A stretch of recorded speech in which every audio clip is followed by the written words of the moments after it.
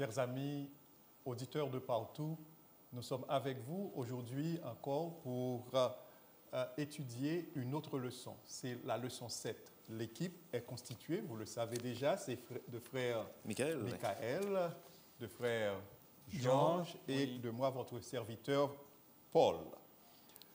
Juste avant, nous allons nous incliner pour faire une prière avec frère Michael. Oui, prions. Seigneur, alors que nous allons ouvrir ta parole, puisses-tu nous guider, que ton esprit puisse nous éclairer, également éclairer celles et ceux qui écouteront ce message. Puisses-tu nous donner des indications, Seigneur, pour notre vie présente et pour nous préparer à l'éternité avec toi. Alors c'est au nom de Jésus que nous te prions et te demandons toutes ces grâces. Amen. Amen. Amen. Amen. Ce trimestre, nous sommes en train d'étudier des leçons de foi tirées du livre de Josué. Et à la leçon 7, nous sommes en train d'étudier la loyauté suprême ou encore adorer en zone de combat. De quoi s'agit-il exactement? Le peuple vient de traverser le Jourdain. Il est en face d'une réalité. Il a des terres à conquérir, des peuples auxquels il doit faire la guerre ou qu'il doit affronter. Donc, la priorité du peuple, si nous faisons une analyse logique humaine, devrait être s'asseoir pour trouver les stratégies de guerre ou en fait élaborer des plans, des stratégies pour savoir comment affronter les ennemis. Mais contrairement à cela, nous avons trouvé le peuple en train de faire quoi? De célébrer l'Éternel et avant même la célébration de la Pâque, la circoncision. Ce sont des actes apparemment qui nous surprennent, vu le contexte dans lequel se trouvait le peuple. Mais quand nous regardons les choses avec des yeux spirituels, nous comprenons que le peuple a fait le meilleur choix. Amen. Le peuple a choisi de placer Dieu en tout premier lieu, de faire de Dieu la priorité de ses priorités. Parce qu'en fait, tout le combat qui s'annonçait, toutes les guerres, eh bien, ce combat-là, les batailles, les guerres, ce n'étaient pas les combats du peuple, c'était les combats de l'Éternel. Alors, le peuple a fait le bon choix, le meilleur choix. Il y a un texte dans l'introduction de la leçon que nous aimerions vous inviter à lire avec nous. Dans nos vies bien remplies, nous avons tendance à être accaparés par les urgences que la vie nous réserve. Très souvent, nous négligeons de dégager du temps de qualité pour renouveler notre engagement avec Dieu, pour faire une pause et exprimer notre gratitude pour ce qu'il a fait et ce qu'il continue de faire chaque jour pour nous.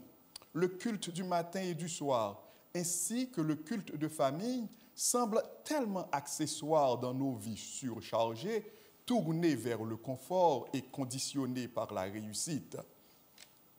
Pourtant, au fond de nous, nous savons tous que les moments passés avec Dieu et avec nos proches sont le meilleur investissement que nous pouvons faire de notre temps limité. Donc, le peuple, comme nous l'avons dit, a fait le meilleur choix. Et ce sont des exemples aussi pour nous autres qui marchons avec Dieu aujourd'hui. Par exemple, qu'est-ce que le peuple a fait en tout premier lieu? On se rappelle que les enfants qui sont nés pendant les 40 ans de pèlerinage dans le désert, ces enfants n'ont pas été circoncis.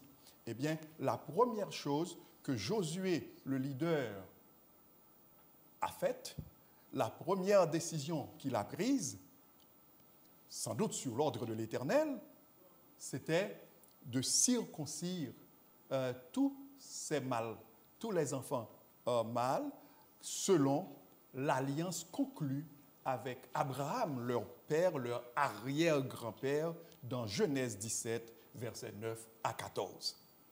Dieu d'abord, les exigences de Dieu d'abord, les principes établis par Dieu d'abord, et puis tout le reste doit venir par la suite. Cherchez premièrement le royaume et la justice de Dieu, et comme l'a bien dit Jésus, et toutes les autres choses viendront par surcroît. Et la deuxième décision prise par le leader Josué, c'était de célébrer la Pâque. Frère Georges. Oui, c'est très bien continuer avec ce que tu dis.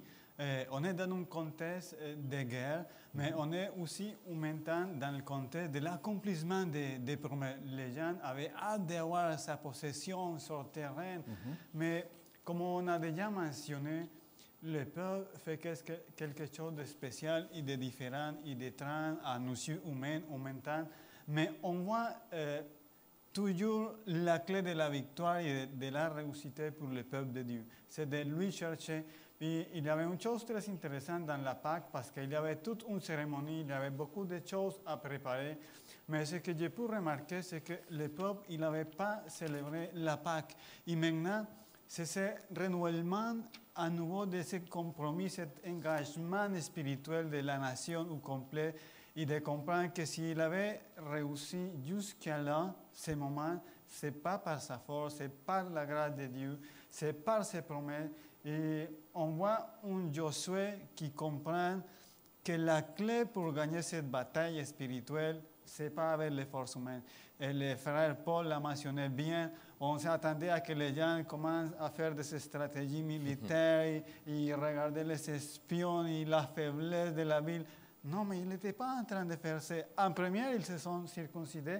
Et maintenant, on voit toute une nation en célébrer une fête complètement spirituelle. On disait ils ont basé la guerre, mais il faut savoir que c'est Dieu qui protège, c'est Dieu qui donne cette protection merveilleuse. Et les gens se sont mis à ça. Puis je voulais aussi mentionner sur cet aspect de la Pâque, ça c'est simplement un rite n'importe quel. C'est très spécial parce que pour beaucoup de gens qui étaient maintenant là, ils avaient aussi vécu l'esclavage en Égypte. Ils pouvaient se rappeler de la libération que Dieu a fait pour eux en Égypte et de tout leur pèlerinage jusqu'à eux, même si elle était petite dans le moment, mais ils se rappelaient que ça a été juste la puissance de Dieu qui les avait libérés. Mais dans un aspect plus abarquant, la Pâque représente cette libération que ultime Dieu va faire de nous libérer du péché, de l'esclavage du péché et de nous donner certaines promesses. Et là, on trouve un aspect clé dans Josué. On va lire Josué 5, 10. Puis on se rend compte que le peuple, effectivement, était prêt à obéir, à suivre les instructions de Dieu. Et ils vont faire ce que Dieu leur demande. Tu pourrais le lire pour nous, frère Paul?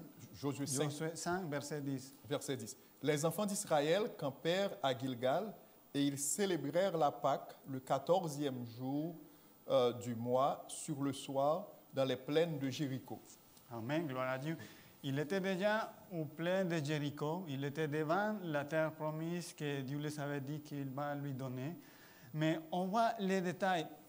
Dans l'hébreu, il ne va pas nous donner trop de détails parce que ce n'est pas un récit historique, mais il va faire plus emphase dans les choses spirituelles. Il va dire, ils ont célébré la Pâque au 14e jour, le premier mois, entre les 2 soirs. C'est pour nous dire, regarde, tout a été fait à la lettre, comme Dieu nous a donné les instructions. C'est une préparation spirituelle plus qu'une préparation militaire.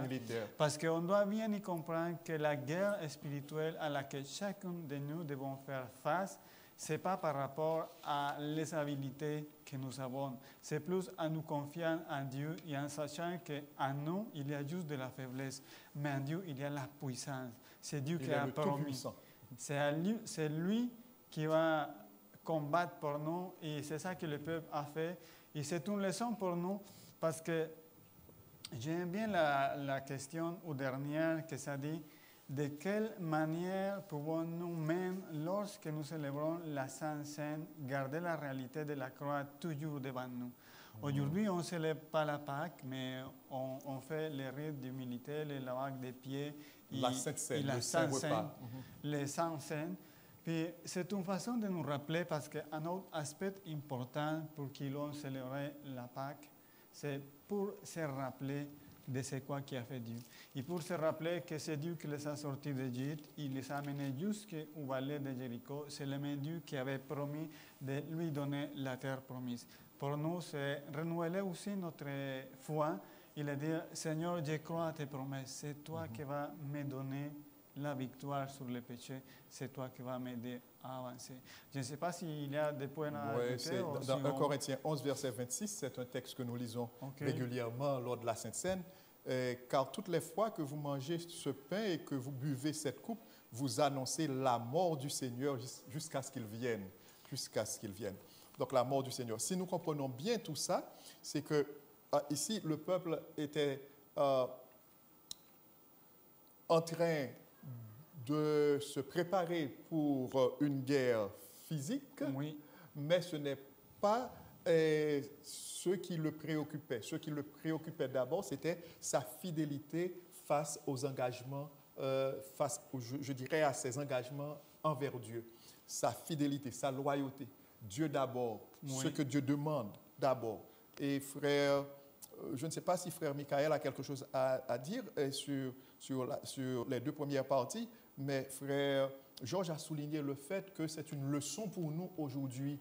Et quand nous avons nos journées très chargées, nous avons un agenda très, très lourd, très chargé, absolument. Et souvent nous négligeons les aspects spirituels. Surtout si ce que nous avons à régler n'a rien à voir avec Dieu. Qu'est-ce que vous pensez, frère Michael? Je crois que c'est un appel très fort pour chacun d'entre nous. Comme tu l'as dit, on a des agendas chargés, mais en préparant, en étudiant cette étude-là, c'était aussi un rappel direct pour moi. Au-delà du travail, au-delà de la vie personnelle, c'est un moyen que... en tout cas, c'était une occasion pour moi de remettre un peu de jouer clairement avec franc jeu avec Dieu. Bon, avec le mot jouer, franc jeu avec Dieu et dire, OK Seigneur, j'aimerais renouveler cette vie que tu nous invites à vivre avec toi.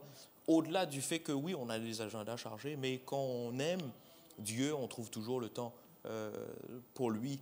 C'est comme nous au quotidien, quand on aime intégrer Dieu dans tous les aspects quand on de aime sa vie. Oui, absolument. Quand on aime un proche, on fait tout ce qu'il faut pour lui plaire, pour mettre du temps dans notre agenda pour rencontrer cette personne-là.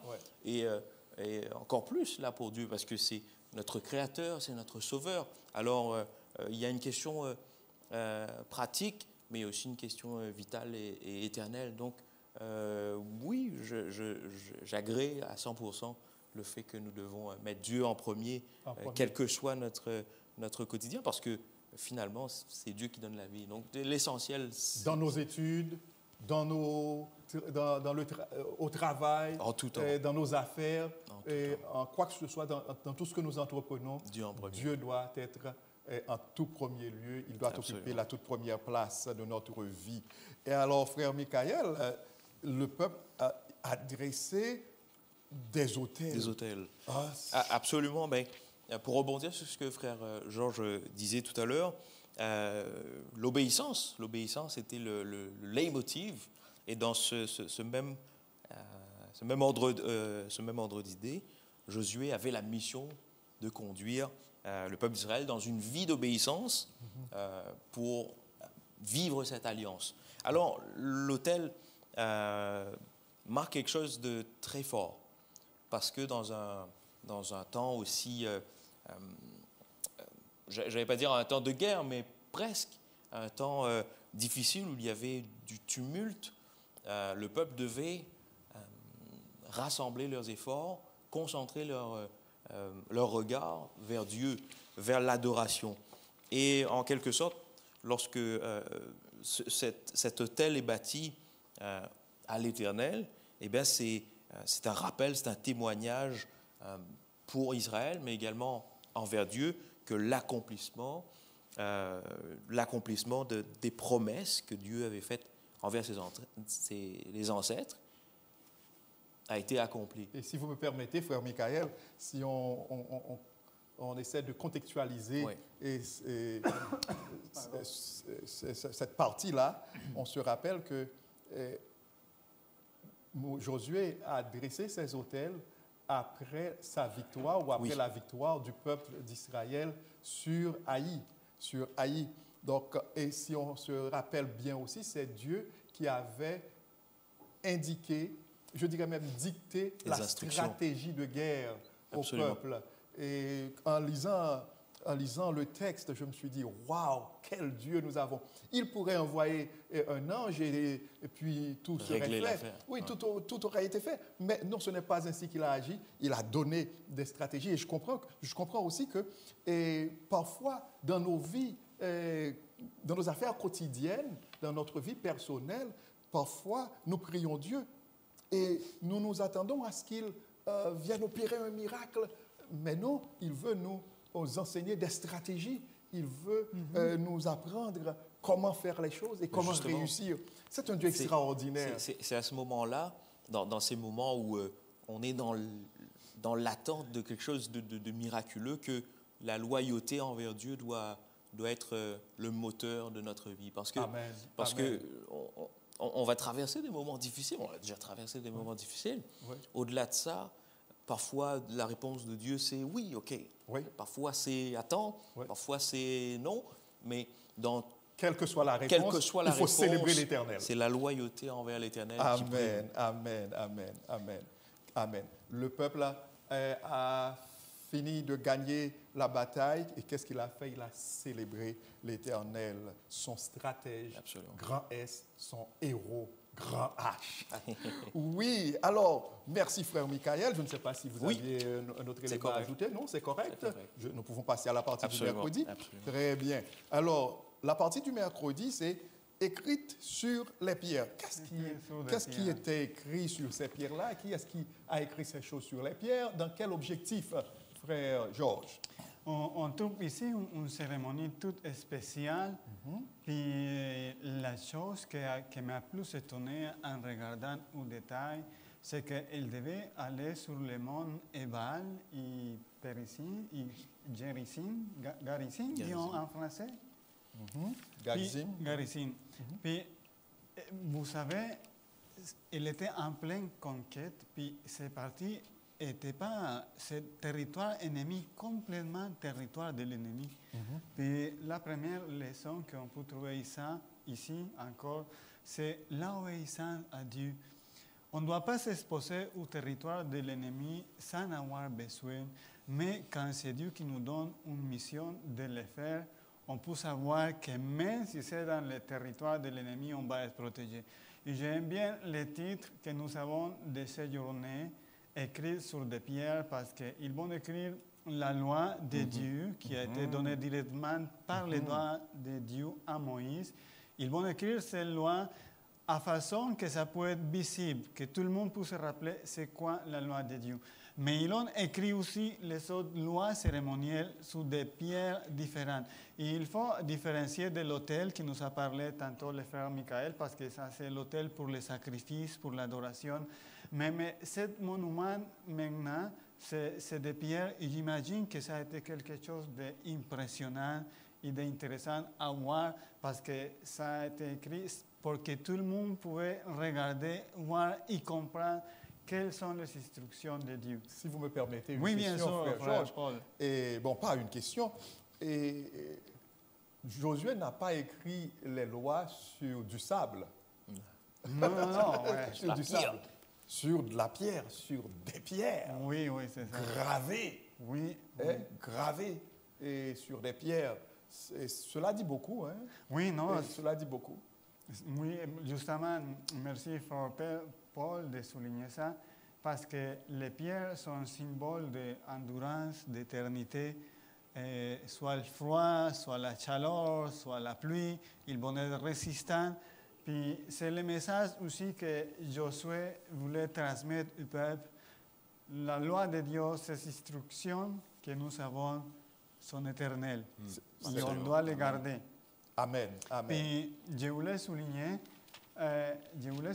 que c'est toute une cérémonie qu'il devait faire. Il avait 6 tribus qui devaient d'un côté et 6 tribus de l'autre.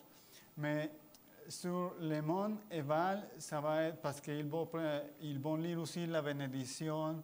Les bénédictions et les malédictions. Et les malédictions. Mais il y a un détail important à voir, c'est que l'autel a été bâti du côté du mont Ebal, que ça a été le mont où va avoir la malédiction. Tout pour représenter que Jésus va venir sur notre monde qui était maudit, on pourrait dire comme ça, pour nous donner l'espoir, pour apporter le salut, pour apporter la délivrance. Et je trouve ça merveilleux parce que, en même temps que le peuple était en obéissant et en accomplir les instructions de Dieu, il était protégé parce que personne n'a osé les attaquer.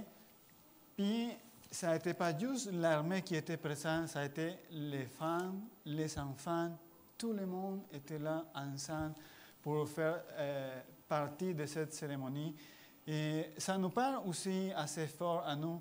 Des fois, on dit non, les enfants sont trop petits, mais il faut savoir qu'on doit avoir un effort assez grand pour que tout le monde puisse être présent, mais aussi avoir cette culture de savoir qu'il faut dédier du temps pour les choses que Dieu nous demande. C'est Josué qui a dit, moi et ma maison, nous servirons l'Éternel. Donc oui, c'est toute la famille.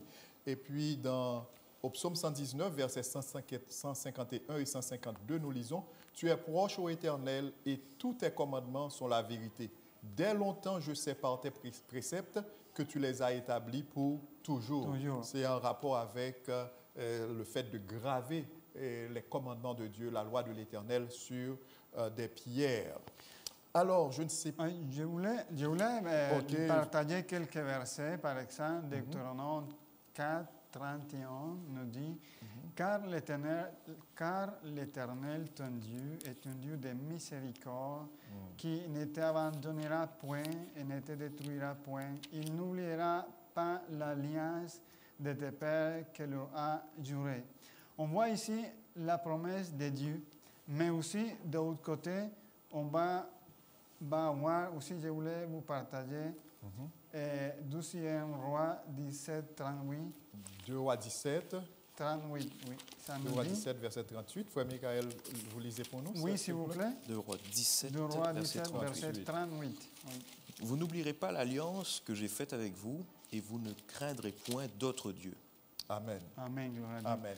On trouve ici cet appel à rester fidèle à Dieu. Fidèle à Dieu. À rester. Nous devons rester fidèles, nous devons rester loyaux à l'Éternel. Oui. Quelles que soient les circonstances. Et c'est Dieu encore qui, par son Esprit Saint, par son Saint-Esprit, peut nous aider à lui rester fidèles. Amen. À lui rester fidèles. Donc, bien aimé, Josué a rappelé au peuple la loi de l'Éternel, les paroles de l'Éternel. Rappelons-nous, la Torah alors, c'était la Bible d'alors. Voyons, eh bien, aujourd'hui, nous devons non seulement étudier la Bible pour nous autres, nous devons aussi apprendre à nos enfants à lire la Bible. Jésus a dit, vous sondez les Écritures parce que vous pensez avoir en elles la vie éternelle et ce sont elles qui rendent témoignage de moi. Nous ne pouvons être forts qu'en étant enracinés dans la parole de Dieu, ancrés dans la parole de Dieu. Alors, la partie du jeudi, c'est en attendant sa présence. Josué 18, alors, il y a un événement spécial, si je me rappelle bien, c'est il y a la distribution de l'espace à faire, du territoire à faire, et puis le peuple est là, mais il y a quelque chose qui va se passer. Ou encore, Josué va prendre une décision spéciale. Frère Michael.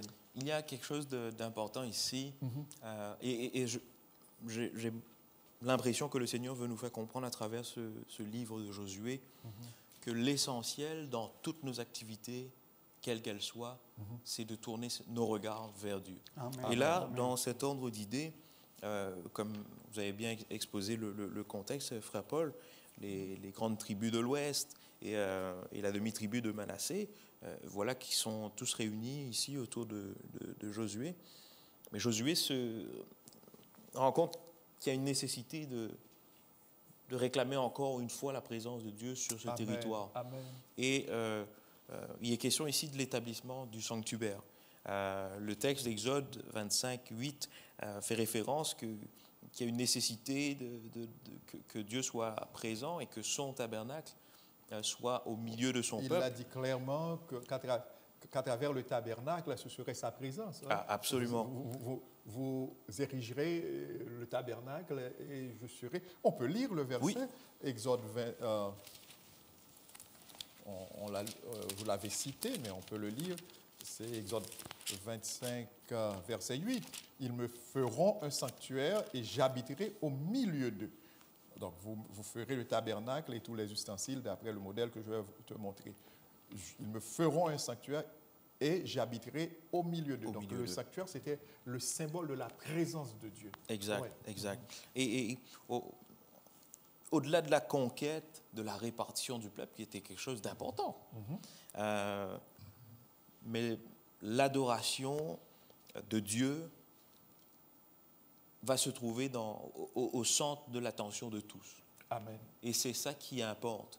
La répartition, c'était légitime, parce qu'il fallait que le peuple de Dieu prenne possession du territoire, comme l'Alliance l'avait prévu.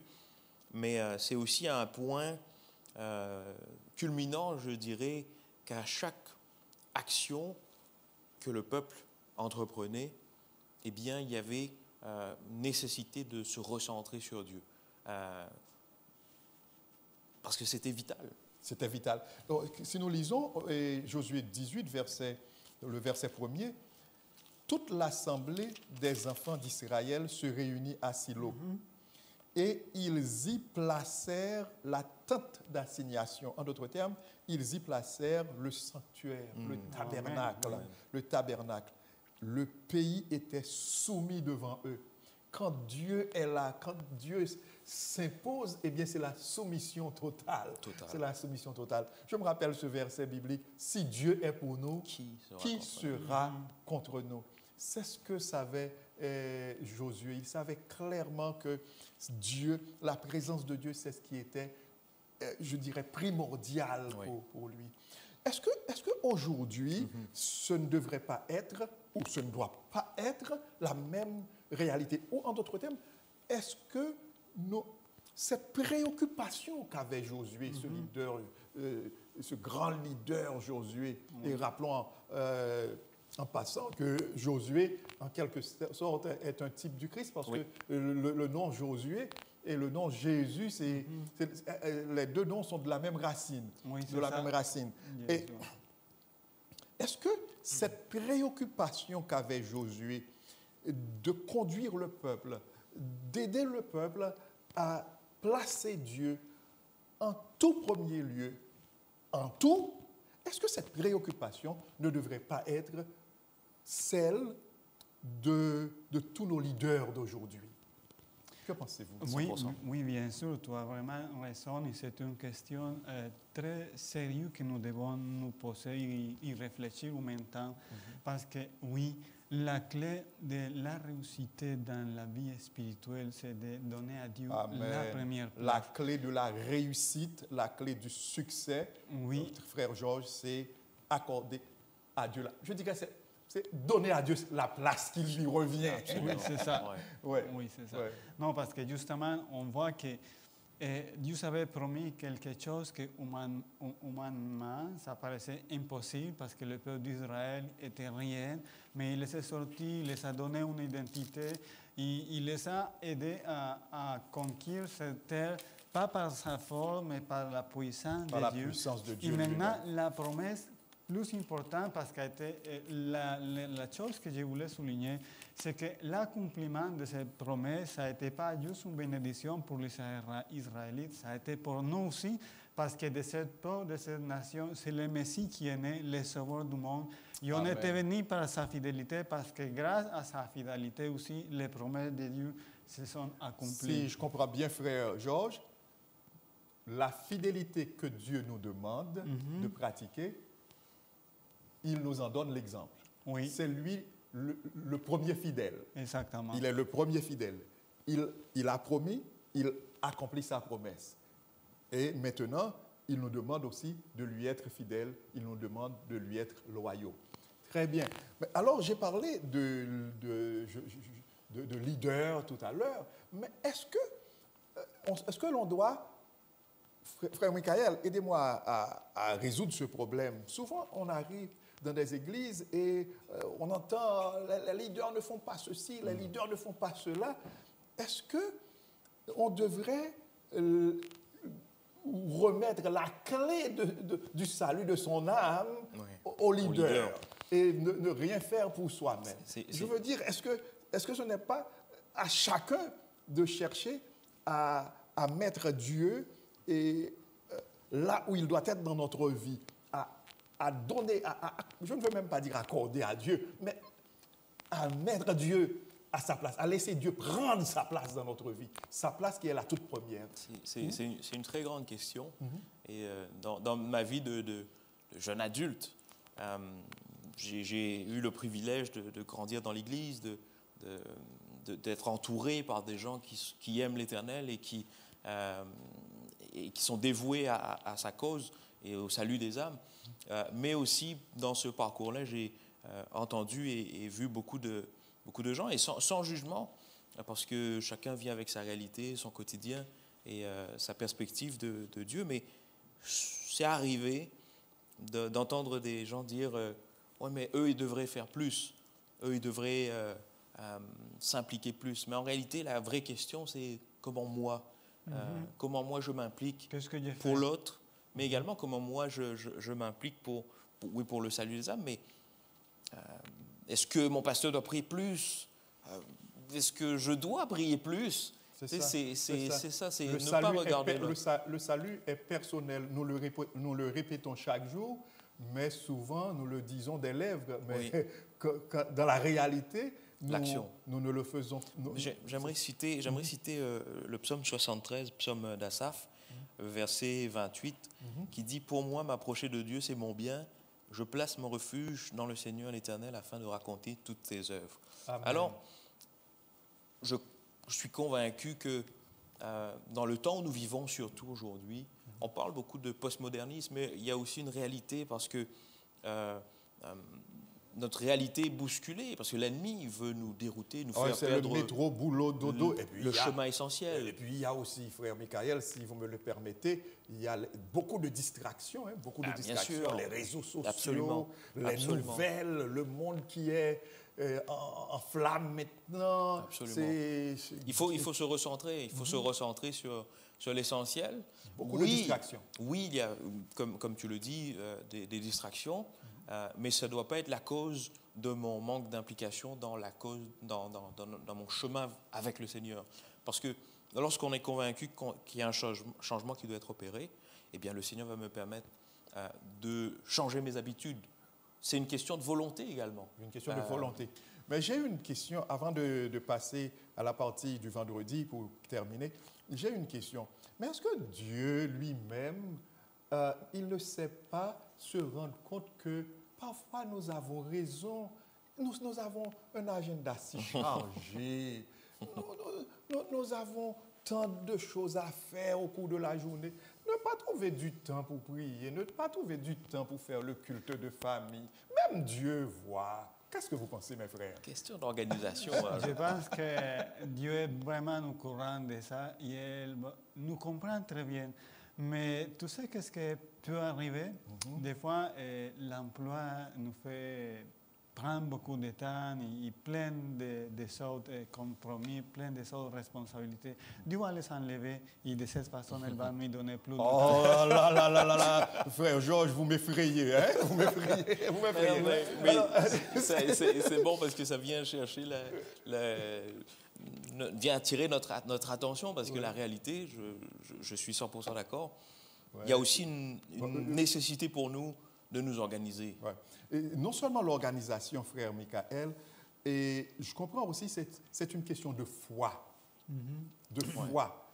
Parce qu'on ne peut pas être fidèle à Dieu sans avoir la foi. Sans croire en réalité. C'est ça, c'est ce que nous dit l'apôtre Paul dans Hébreux 11, verset 6. Sans la foi, lisez pour nous, frère Michael, s'il vous plaît, Hébreux 11, verset 6, c'est une question de foi. Hébreux 11, verset 6. Hébreux 11, verset 6. Verset 6 nous dit ceci. Or, sans la foi, il est impossible de lui être agréable. Car il faut que celui qui s'approche de Dieu croit que Dieu existe et qu'il est le rémunérateur de ceux qui le cherchent. Très bien. La tradition du protestantisme rapporte que Martin Luther, c'est vrai qu'on ne peut pas trouver la source exacte, mais c'est à lui qu'on rapporte ces paroles que nous allons paraphraser. Et il disait que quand sa journée était trop remplie, c'est alors qu'il passait au moins 3 heures en prière. Les 3 premières heures, il les consacrait à la prière. Pourquoi? Parce que tout simplement, il savait que le succès, la réussite du reste de la journée, et dans tous les projets qu'il avait, là, eh bien, le succès de ces projets-là, la réussite dans ces projets-là dépendait de Dieu. Donc, c'est une question de foi. Quand on pense que l'on peut résoudre soi-même ses problèmes, quand on met tout sur ses propres épaules, alors on va dire, ah, même Dieu voit que je n'ai pas de temps. Mais si on se confie en Dieu, si on place sa confiance en l'Éternel, eh bien, on va accorder à Dieu sa place. Et dès que Dieu prend sa place, dès que Dieu occupe la place qui est la sienne dans notre vie, eh bien, tout le reste ira bien à la gloire de son nom. Amen. Gloire à Dieu. Maintenant, nous sommes à la partie du vendredi et j'aimerais lire. Avant de lire cette partie, j'aimerais vous demander, est-ce que vous avez un dernier mot, frère Michael, à ajouter? Mais je dirais que l'essentiel aujourd'hui pour nous, c'est de nous reconsacrer à nouveau avec Dieu. Nous vivons des situations difficiles et j'aime le rappeler parce que c'est notre réalité, des situations aussi de joie. Mais gardons à l'esprit que Dieu agit de façon invisible et la consécration à Dieu est essentielle pour la suite. Merci. Frère Georges? Je voulais faire quelques commentaires en même temps que lire Apocalypse 7, les versets 9 à 10, qui nous dit « Après cela, j'ai regardé et voici, il y avait une grande foule que personne ne pouvait compter, de toute nation, de toute tribu, de tout peuple et de toute langue. Ils se tenaient devant le trône et devant l'agneau, revêtus de robes blanches et de palmes dans leurs mains. Puis ils craignaient d'une voix forte, la salut pertenait à notre Dieu l'Éternel. C'est pour Apocalypse 7, versets 9 et 10, c'est ça? Oui, c'est ça. C'est pour vous dire, nous avons un appel d'amour de Dieu. Dans l'histoire que nous étions en train d'étudier de Josué, on voit un peuple qui faisait face à des difficultés énormes. Puis, au lieu d'essayer de trouver une stratégie humaine, ils ont cherché Dieu. Ils ont suivi les instructions que Dieu nous donnait. Ça, c'est la même situation pour nous. Ils se sont abandonnés à l'Éternel. Oui. Ils ont cherché à être loyaux envers Dieu, à respecter leurs engagements avec Dieu. Je pense que ce sont des interventions importantes. Votre intervention, frère Michael, et la vôtre aussi, frère Georges. Et ce n'est pas seulement dans la prière, dans le culte de famille, dans la lecture de la parole de Dieu que nous faisons des négligences. Et la dîme, parfois, nous ne la remettons pas avec fidélité. Les offrandes, nous ne les donnons pas. Et nous disons, mais même Dieu voit, il y a l'hypothèque, il y a les études, il y a les dettes, il y a les factures, il y a tout ça. Et la nourriture devient de plus en plus chère. Écoutons bien, c'est vrai, c'est la réalité. Comme le peuple d'Israël se trouvait en face d'une réalité. Mais ce que Josué et le peuple ont fait, c'est qu'ils ont placé Dieu d'abord. Et Jésus nous le dit très bien dans Matthieu 6, cherchez premièrement. On pourrait lire ce texte, frère Michael, vous pourriez le lire pour nous, s'il vous plaît. Matthieu chapitre 6. Verset 33. Oui, le verset 33. Merci, frère Georges. Cherchez premièrement le royaume et la justice de Dieu, et toutes ces choses vous seront données par-dessus. Par-dessus.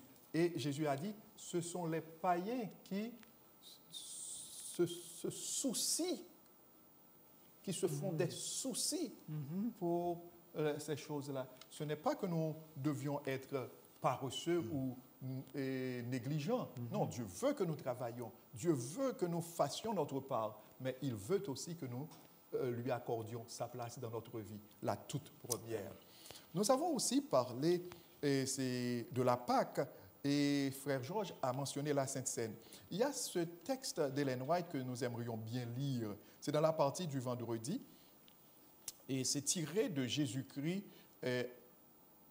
chapitre 72, page 602. Le service de communion ne doit pas être un moment de tristesse. Ce n'est pas dans cette intention qu'il a été établi. Il ne faut pas, quand les disciples du Seigneur se réunissent autour de sa table, qu'ils passent leur temps à se lamenter sur leurs défauts, ni qu'ils s'appesantissent sur leur expérience religieuse passée, encourageante ou non. Ils ne doivent pas davantage se souvenir de leurs différends, les problèmes qu'ils avaient entre eux, les petits nuits là, non? Tout cela est englobé dans le service préparatoire. Tout cela doit être réglé dans le service préparatoire. On s'est examiné soi-même, on a confessé ses péchés, tous se sont réconciliés. Maintenant, on va à la rencontre du Christ. On ne se tient pas à l'ombre de la croix, mais sous sa lumière salvatrice. Amen. On ne se tient pas à l'ombre, on ne se tient pas à l'ombre de la croix, mais sous la lumière salvatrice. Chacun doit ouvrir son âme aux rayons lumineux du soleil de justice. Bien-aimés, nous avons eu le plaisir d'étudier avec vous la 7e leçon et nous voulons croire que vous allez revoir cette leçon partie par partie au cours de la semaine. Et nous vous disons au revoir, frère Michael. À bientôt. Vous souhaite bien sûr une excellente semaine d'études. Bonne étude. Bonne étude, frère Georges aussi. Oui. Bien, alors toute l'équipe vous souhaite une bonne semaine d'études et nous vous souhaitons, je dirais, une bonne expérience avec Dieu. Placez Dieu d'abord. Que Dieu occupe la toute première place dans votre vie, dans ma vie, dans notre vie, et notre succès, notre réussite, notre victoire en tout est assuré ainsi. Maintenant, nous allons prier pour terminer. C'est avec frère Georges cette fois-ci. OK. Prions. Seigneur, on te remercie pour ta parole. Nous te demandons, accompagne-nous s'il vous plaît. Aide-nous à avoir cette volonté de prendre du temps pour étudier ta parole. Amen. Mais aide-nous aussi à ouvrir la place qui t'appartient dans Amen. nos corps, dans nos vies, et que tu peux prendre place de toute situation et de nous aider à avoir cette victoire que nous avons besoin. Amen. Nous te prions dans la puissance et dans la grandeur de notre Dieu, tout créateur Jésus-Christ. Amen. Amen. Amen.